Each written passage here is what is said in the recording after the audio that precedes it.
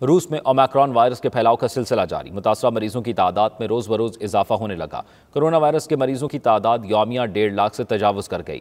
وزارت محنت نے سرکاری ملازمین کے لیے ورک فرام ہوم کی سفارش کر دی۔ تفصیلات کے لیے دیکھتے ہیں شاہد گھمن کی یہ رپورٹ۔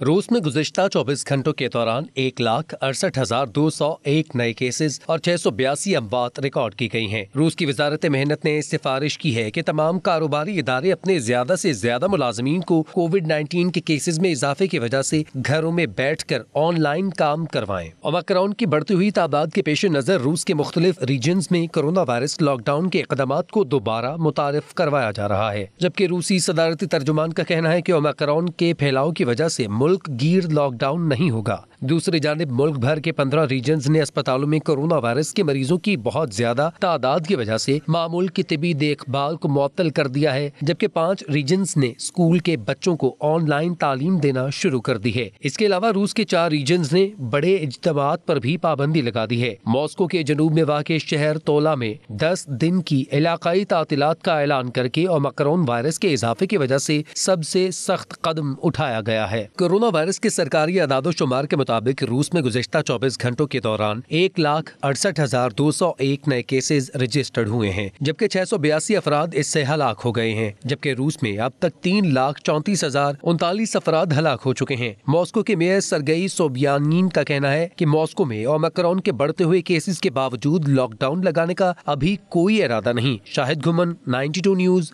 ماسکو، روس۔